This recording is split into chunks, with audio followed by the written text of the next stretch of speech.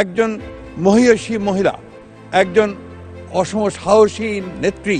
আমি বেশি কথা বলবো না, আমি শুধু কয়েকটা কথার, যখন তিনি প্রধানমন্ত্রী ছিলেন তিনি যে কাজগুলো করেছিলেন তার কিছু না বললে আমি মনে করি যে অবিচার করা হবে।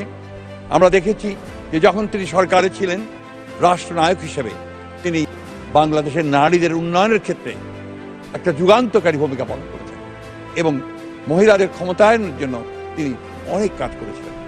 একজন দূরদৃষ্টি সম্পন্ন রাষ্ট্রনায়ক।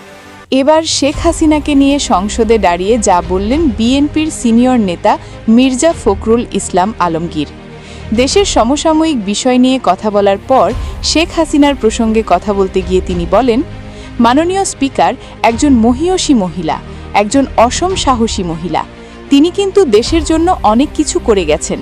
শেখ হাসিনা থাকা অবস্থায় খাদ্য, বাসস্থান, মানুষের ঘরে ঘরে বিদ্যুৎ, অসহায় রোহিঙ্গাদের আশ্রয় তিনি কিন্তু দেশের জন্য কম করে যাননি। শেখ হাসিনা একজন দূরদৃষ্টি সম্পন্ন রাষ্ট্রনায়ক ছিলেন।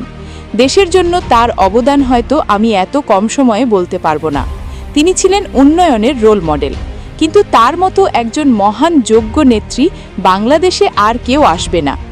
এদিকে মির্জা ফখরুল ইসলাম আলমগীরের এমন মন্তব্য ঘিরে তৈরি হয়েছে উত্তেজনা। জামায়াত নেতারা মনে করছেন তার এমন বক্তব্য আওয়ামী লীগকে পুনর্বাসন করার ইঙ্গিত বহন করে। আমরা দেখেছি যে যখন তিনি সরকারে ছিলেন রাষ্ট্রনায়ক হিসেবে তিনি বাংলাদেশের নারীদের উন্নয়নের ক্ষেত্রে একটা যুগান্তকারী ভূমিকা পালন করেছেন এবং মহিলাদের ক্ষমতায়নের জন্য তিনি অনেক কাজ করেছিলেন। একজন দূরদৃষ্টি সম্পন্ন রাষ্ট্রনায়ক।